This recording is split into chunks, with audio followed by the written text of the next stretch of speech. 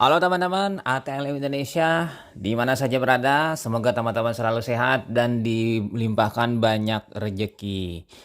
Kali ini kita membahas patofisiologi, yaitu materi kedua dari perkuliahan secara online, yaitu sel dan adaptasi sel. Yang mana kita mulai dengan bahwa sel itu dalam tubuh kita itu banyak jenisnya ya teman-teman, dan masing-masing dapat beradaptasi terhadap tekanan ya kan, dan dapat berisiko juga karena adaptasi gagal, maka selama adaptasi tadi menjadi jejas, injury ya, hingga kematian sel. Nah, kira-kira seperti itu ya. Info jelasnya, mari kita simak materinya sebagai berikut. Dimulai dengan sel dan jaringan dulu karena awal-awalnya adalah sel yang kita bahas. Sel merupakan unit organisasi terkecil yang menjadi dasar kehidupan. Nah, mengenai sel dan organelnya, teman-teman bisa menyimaknya di biologi sel ya, di materi saya yang lain. Oke, semua fungsi kehidupan diatur dan berlangsung di dalam sel. Karena itulah, sel dapat berfungsi secara autonom asalkan seluruh kebutuhan hidupnya terpenuhi. Ya, misalnya nutrisi, ya kan, kemudian suplai oksigen dan lain-lainnya. Oke ya. Nah, secara umum setiap sel memiliki ya, pertama membran sel, kedua sitoplasma, yang ketiga inti atau nukleus. Jadi ini adalah tiga dasar dalam sel ya, di sel manusia. Nah, bagaimana dengan karakteristik sel yang ideal? Nah, di sini pada umumnya karakteristik sel itu terkarakterisasi yaitu satu, memperoleh dan menggunakan energi. Ya, energi di sini energi berupa pemecahan glukosa atau lemak atau protein menjadi sumber energi. Misalnya dalam bentuk ATP. Yang kedua, melakukan metabolisme. Sel melakukan metabolisme dan katabolisme ya di sini anabolisme. Yang ketiga, memiliki informasi genetik. Ini terkait dengan inti ya, kromosom ya kan. Kemudian yang keempat, dapat bereproduksi. Sel tadi akan melakukan proses membelah, baik nanti mitosis atau meiosis. Kemudian yang kelima, mampu mengatur diri sendiri, self regulation. Jadi dia secara otonom mampu mengatur diri sendiri dengan bantuan mulai dari inti hingga organel-organelnya. Kemudian yang keenam, terdapat suatu aktivitas mekanis dalam sel yang dinamis. Jadi ada proses aktivitas mekanis yang dinamis yang dapat terjadi dengan bantuan-bantuan organel di dalam tubuh. Misalnya proses transport, kemudian proses pembelahan, hingga proses pembentukan energi tinggi, sintesis, ya kan? Dan yang ketujuh, dapat memberi respon terhadap stimulus. Nah, ini adalah 7 karakteristik sel pada tubuh kita, ya kan? Oke, lanjut lagi teman-teman, kita masuk ke struktur umum sel.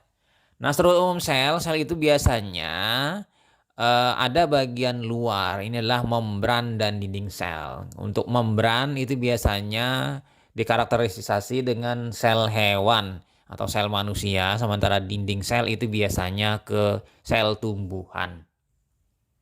Yang kedua, bagian dalam sel ini adalah sitoplasma dan organel. Jadi di dalam sitoplasma itu banyak komponen-komponen namanya organel. Pada prinsipnya sitoplasma, nukleus atau inti, dan organel lain. Jadi macam-macam organel di dalam tubuh dalam sel ya. Yang paling terkenal itu biasanya mitokondria, yang dibahas biasanya Golgi ya kan, dengan ribosom. Nah, kira-kira seperti itu ya. Lalu retikulum endoplasma juga ya. Nah, lalu lanjut kita masuk ke inti dulu yang kita bahas secara umum. Inti sel terdiri dari bagian-bagian, yaitu selaput inti, karioteka, nukleoplasma, kariolimpa, kemudian kromatin atau kromosom, kemudian nukleolus, anak inti. Nah, fungsi dari inti sel mengatur semua aktivitas kegiatan sel. Karena di dalam inti sel terdapat kromosom yang berisi DNA ya yang mengatur sintesis protein. Jadi di sini inti memegang peranan dalam proses kegiatan di dalam sel dengan cara mengatur sebagai tokoh sentralnya ya dalam sebuah sel. Nah, kita lanjut ke yang nomor 2 yaitu mitokondria. Ini bentuknya memanjang ya. Seperti sepatu kayak ini. Jadi struktur berbentuk seperti cerutu ini mempunyai 2 lapisan membran ya, teman-teman di sini. Lalu lapisan dalamnya berlekuk-lekuk dan dinamakan krista. Jadi berlekuk-lekuk di dalam ya, membentuk zigzag. Kemudian fungsi mitokondria adalah sebagai pusat respirasi seluler yang menghasilkan banyak ATP, adenosin trifosfat. Ini adalah zat berenergi tinggi. Sehingga mitokondria itu diberi julukan the powerhouse. Jadi di sini pusatnya produksi atau sintesis energi tinggi dari ATP. Kemudian kita pindah ke badan Golgi atau aparatus Golgi. Nah, organel ini dihubungkan dengan fungsi ekskresi sel. Dan struktur ini dapat dilihat dengan menggunakan mikroskop cahaya biasa. Nah, organel ini banyak dijumpai pada organ-organ tubuh yang melaksanakan fungsi ekskresi, misalnya ginjal. Kompleks Golgi merupakan organel polimorfonik, ya kan dia banyak ya bentuknya itu bermacam-macam. Tersusun atas membran berbentuk kantong pipih, berupa pembuluh, gelembung kecil atau bentukan seperti mangkok. Nah, teman-teman bisa melihatnya pada gambar. Oke, lanjut lagi. Setelah kita membahas aparatus Golgi, kita pindah ke organel yang selanjutnya yaitu retikulum endoplasma. Biasanya disingkat RE. Ada yang granular, ada yang agranular. Nah, struktur ini berbentuk benang-benang yang bermuara di inti sel. Nah, fungsi RE ini sebagai alat transportasi zat-zat di dalam sel itu sendiri. Kita pindah lanjut ke organel selanjutnya yaitu lisosom. Nah, organel ini berguna dalam proses pencernaan di dalam sel. Karena di dalam organel ini biasanya ada banyak enzim-enzim pencernaan. Jadi enzim-enzim ini mampu menghancurkan. Dan lisosom ini pada beberapa sel tertentu seperti sel leukosit, ini adalah untuk menghancurkan mikroorganisme yang masuk, misalnya bakteri.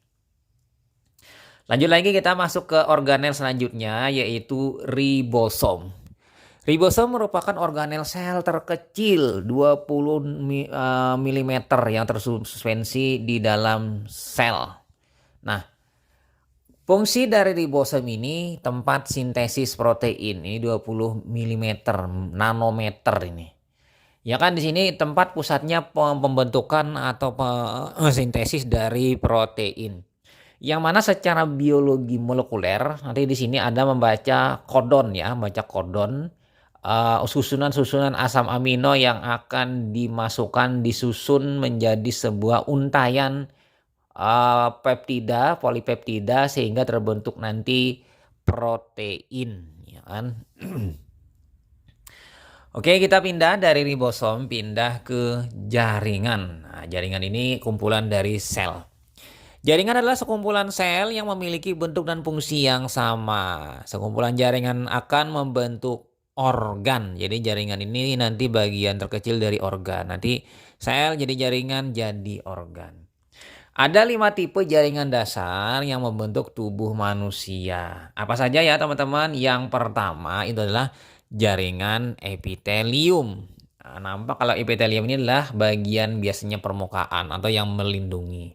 Nah, jaringan yang disusun oleh lapisan sel yang melapisi permukaan organ seperti permukaan kulit. Jaringan ini berfungsi untuk melindungi organ yang dilapisinya sebagai organ sekresi dan penyerapan. Jadi epitel ini sangat penting ya untuk melapisi permukaan dari organ. Nah, lanjut kita masuk ke epitel. Jaring epitel ini ada epitel kubus, ada epitel silindris. Teman-teman bisa melihatnya pada gambar. Nah, jaringan epitel ini terdiri dari 3 macam. Ada eksotelium, ini epitel yang membungkus bagian luar tubuh. Kemudian endotelium, epitel yang melapisi organ dalam tubuh. Dan yang ketiga mesotelium, epitel yang membatasi rongga tubuh. Makanya dikenal nanti mesotel, sel-sel mesotel. Ini sel endotel, ada sel eksotel ya kan. Jadi jaringan epitel ketiganya ini. Nah, lanjut lagi kita pindah ke yang nomor 2, jaringan pengikat. Sesuai namanya, jaringan pengikat berfungsi untuk mengikat jaringan dan alat tubuh. Nah, contoh jaringan ini adalah jaringan darah. Kemudian nomor 3, jaringan otot. Nah, jaringan otot ya terbagi atas 3 kategori yang berbeda. Nah, ini otot polos yang pertama ya, otot yang dapat ditemukan di organ tubuh bagian dalam. Yang kedua, otot lurik yang dapat ditemukan pada rangka tubuh. Ini adalah skelet nanti ya, otot skelet. Dan yang ketiga adalah otot jantung yang dapat ditemukan hanya pada jantung. Jadi otot lurik dan polos ini kombinasinya adalah otot jantung. Mengenai otot ya teman-teman bisa mencarinya di video ya, yang lain ya mengenai otot ya.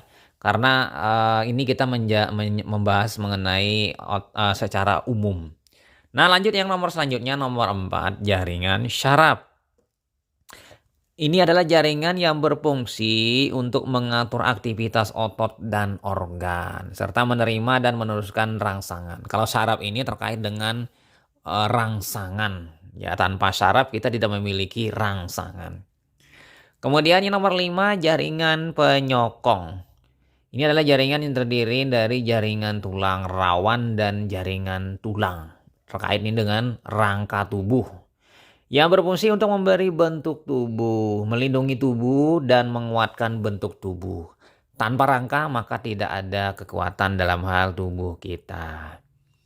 Oke, lanjut ya, kita lihat gambar berikut ini. Ini adalah gambar yang mana di sini adalah ada sel, ya kan, ada fat, kemudian ada white blood, kemudian ada sel lagi, sel nukleus di situ, fibrous connective tissue kan ada loose connective, kemudian ada cartilage dan bone. Nah, sesuai dengan yang tadi ada 6 buah ya. Nah, kemudian ini ada tipe-tipe jaringan ikat. Ya kan, jaringan ikat longgar, jaringan lemak, jaringan darah, kemudian jaringan ikat padat, tulang rawan, tulang keras. Ini adalah terkait dengan jaringan ikat. Oke, lanjut lagi kita masuk ke materi kita yang intinya yaitu mekanisme adaptasi, kerusakan dan kematian sel. Jadi ada adaptasi dulu. Apabila adaptasi gagal maka terjadi kerusakan. Kerusakan berarti arahnya kematian sel. Nah, sel melakukan adaptasi terhadap stresor, jejas. Nanti jejas letal, subletal atau jejas yang namanya jejas yang tidak menyebabkan kematian. Bisa saja kembali ke normal atau mati. Nah, di luar dari antaranya melakukan proses yaitu melakukan respon. Respon pertama yaitu hipertrofi bisa saja terjadi hiperplasia, bisa saja atrofi atau metaplasia. Nah, ini ada keempat kemungkinan, membesar ya kan, banyak, kemudian mengecil atau merubah jadi yang lain. Nah, jika usaha adaptasi tadi tidak berhasil, maka dapat menyebabkan kerusakan sel. Kerusakan sel berakibat selnya mungkin saja mati. Nah, kita bisa melihat di sini ada rangsangan atau dari kondisi fisiologi dan patologi suatu sel itu bisa saja terjadi kematian yang terprogram, apoptosis. Atau dia bisa juga melakukan proses adaptasi, ya kan? Di sini bisa saja terjadi perubahan vakuolar dan mungkin kematian. Jadi ada nanti yang namanya proses kematian yang memang mati benar-benar, itu adalah nekrosis atau apoptosis. Nah, adaptasi tadi bisa saja dapat terjadi dengan selnya tadi mengalami atrofi, mengecil, hipertrofi membesar, hiperplasia bertambah jumlahnya. Ya kan, jaringan tadi Kemudian metaplasia menjadi yang lain. Kemudian akibat dari tadi terjadilah proses displasia. Fungsinya yang akan berbeda. Mungkin akan menjadi kasus neoplasia. Nah, ini yang mungkin ke arah kelainan berupa keganasan mungkin. Oke ya, kira-kira seperti itu ya. Mungkin. Nah, sudah. Lalu kita pindah lagi masuk ke selanjutnya, yaitu penjelasannya. Bagi sel yang kerusakannya reversible, ini bisa kembali, maka sel itu dapat kembali berfungsi seperti sedia kala. Artinya dia hanya jatuh sakit kemudian sembuh.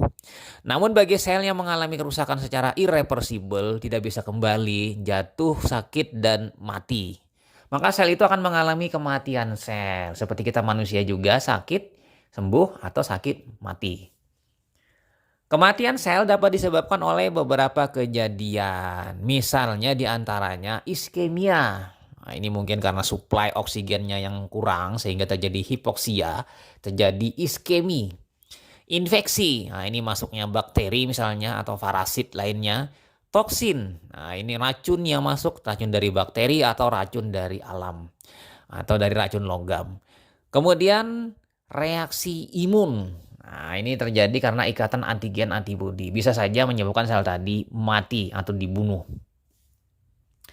Kematian sel juga merupakan salah satu proses yang normal terjadi pada fase embriogenesis. Nah, proses embrio, pembentukan embrio, perkembangan organ, dan pengaturan homeostasis.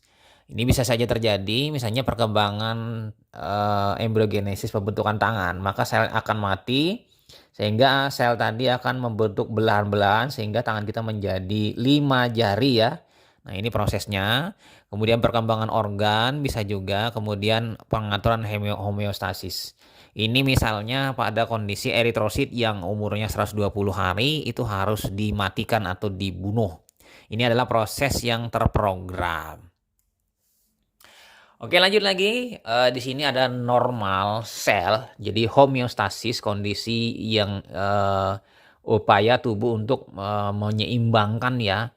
Nah, di sini ada terbagi, misalnya injury stimulus, ini karena kerusakannya, gangguannya itu karena stimulus, maka sel akan mengalami injury ya, jejas.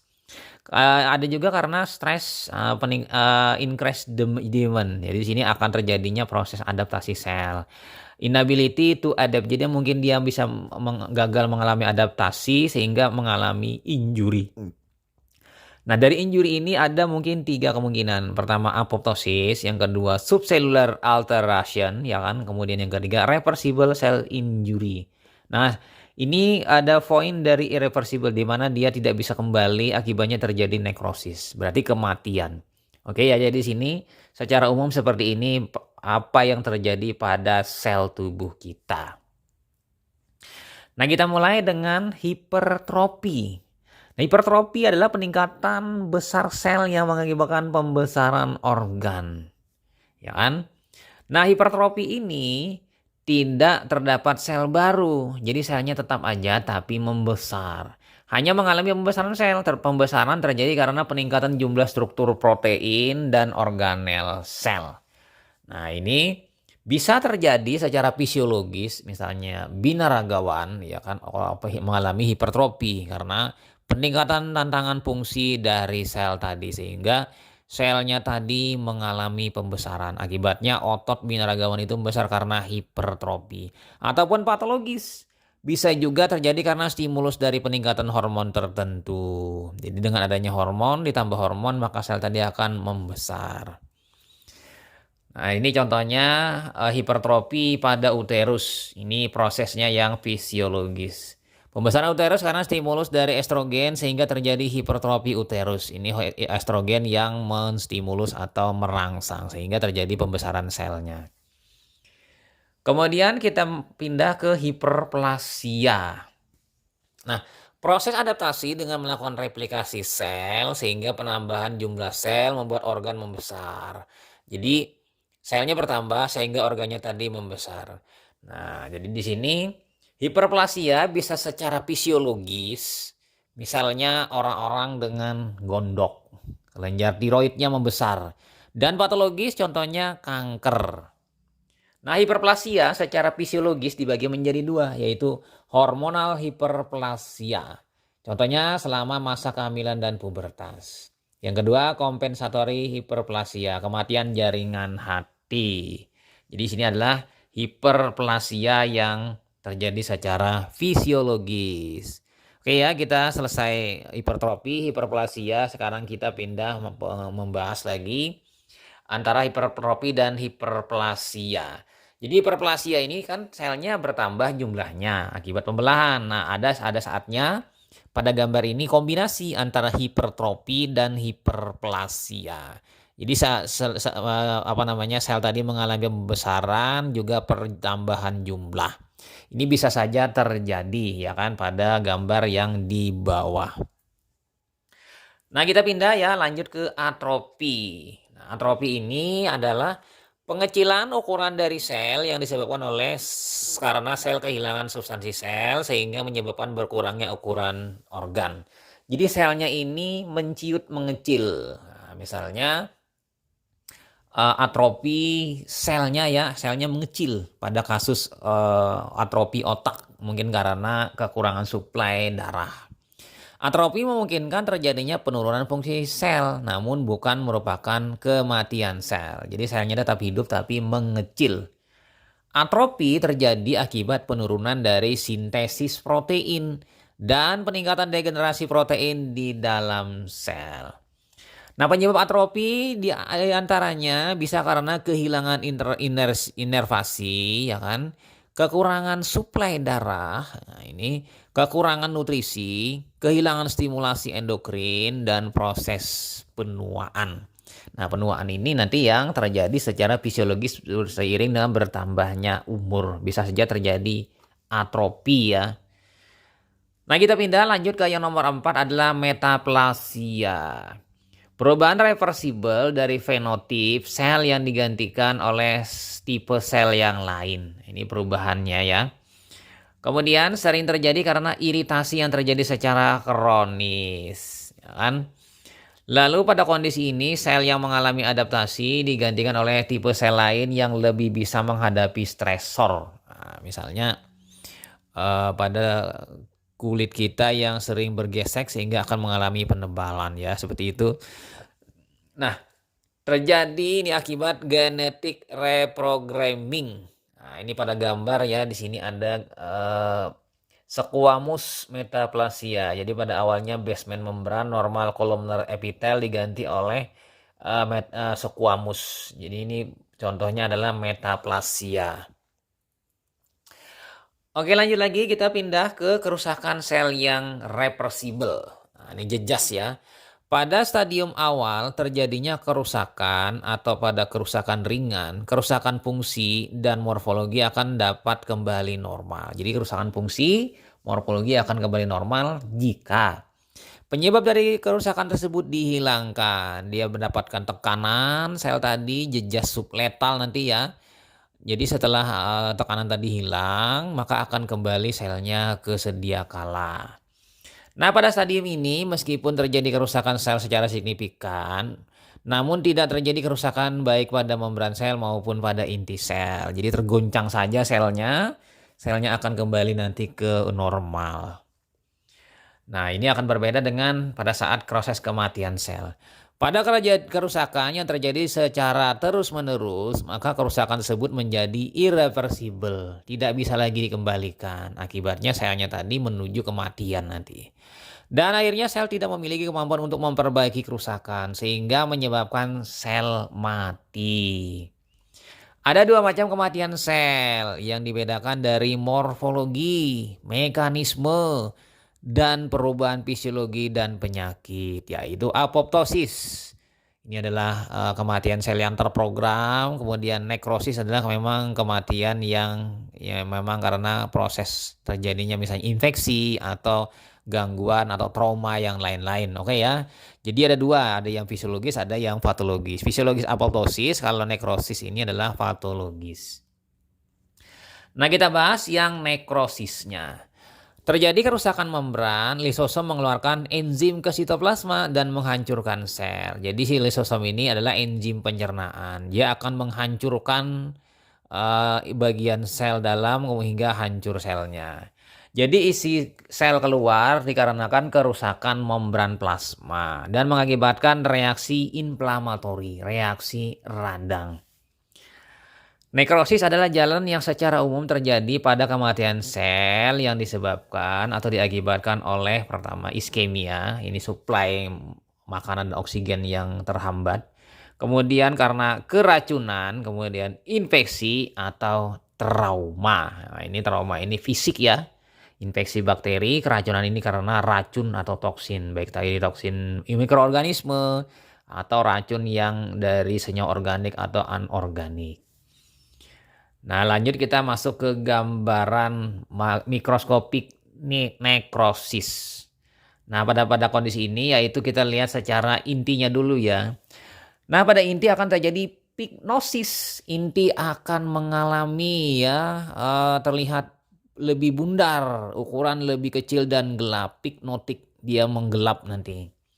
Atau ada karyoreksis, ini adalah nukleus mengalami fragmentasi, tersegmen-segmen ya, menjadi kecil dan tersebar. Atau karyolisis, ini adalah hancur, nukleusnya lisis. Tidak terlihat sehingga rongga kosong dibatasi membran nukleus. Sehingga di sini akan terlihat seperti ghost. Nah, pada sitoplasmanya bagaimana? Nah, ini akan berwarna asidofilik, struktur tidak jelas ya kan. Jika berlanjut di sini maka akan apa? Satu, tidak terlihat garis besar struktur histologi sel. Yang kedua, tidak terlihat adanya pada saat pewarnaan.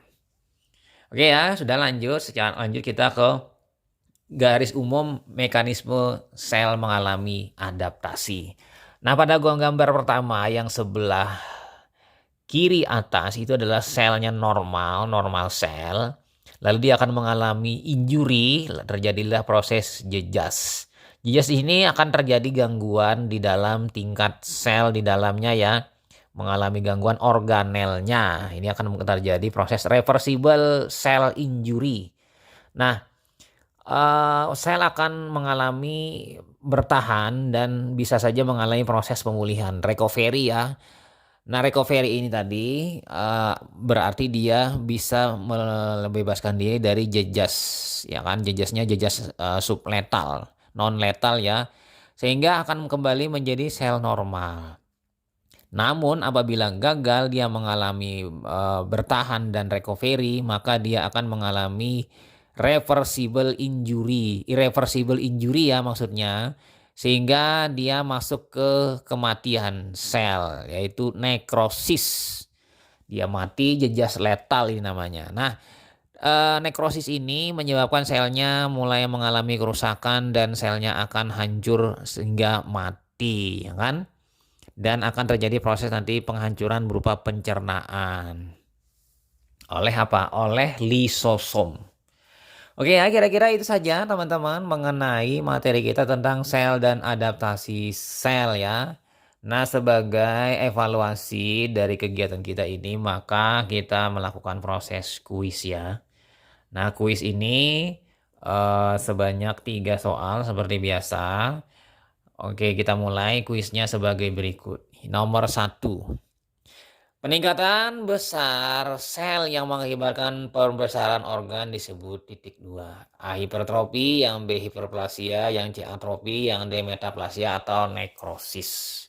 Nah, kira-kira teman-teman bisa menjawabnya, ya kira-kira yang mana? Oke ya, jawabannya yang benar adalah hipertrofi. Karena hipertrofi ini hiper itu besar ya kan, trofi ini yang ukurannya. Kemudian kita pindah ke kuis yang nomor 2. Pengecilan ukuran dari sel yang disebabkan oleh karena sel kehilangan substansi sel sehingga menyebabkan berkurangnya ukuran organ disebut titik 2. Yang A hipertrofi, yang B hiperplasia, yang C atrofi, yang D metaplasia atau yang E nekrosis. Berarti di sini tadi hipertrofi sudah kita ambil ya, jadi tinggal sisa yang 4. Nah, kira-kira teman-teman silahkan menjawabnya. Oke, untuk kunci jawabannya adalah atrofi. Atrofi ini selnya mengecil. Itu artinya tidak atau kecil ya. Oke, lanjut kita pindah yang nomor 3 kuisnya. Pada kerusakan sel yang terjadi secara terus-menerus, maka kerusakan tersebut menjadi irreversible. Tidak kembali ya. Dan sel akan mengalami kematian yang disebut titik 2. Yang A hipertrofi, yang B hiperplasia, yang C atrofi, yang D metaplasia atau E nekrosis. Nah, kita bisa mengunci di sini hipertrofi bukan, atrofi bukan. Jadi ya tinggal 3 jawaban. Oke ya, teman-teman silakan menjawab. Nah, jawabannya yang benar itu adalah nekrosis. Nekrosis ini proses sel tadi mengalami kerusakan karena tekanan yang terus-menerus sehingga sel tadi mati. Oke ya, kira-kira itu saja teman-teman materi kita tentang patofisiologi sel dan adaptasi sel. Semoga memberikan manfaat bagi teman-teman dan menambah wawasan serta keilmuan di bidang laboratorium medik. Sebagai awal-awal dalam perkuliahan di dunia teknologi laboratorium medik. Biasanya ini di semester 2 ya perkuliahannya. Oke, itu saja teman-teman. Sampai jumpa di video-video selanjutnya. Saya Ahmad Lai pamit. Bye.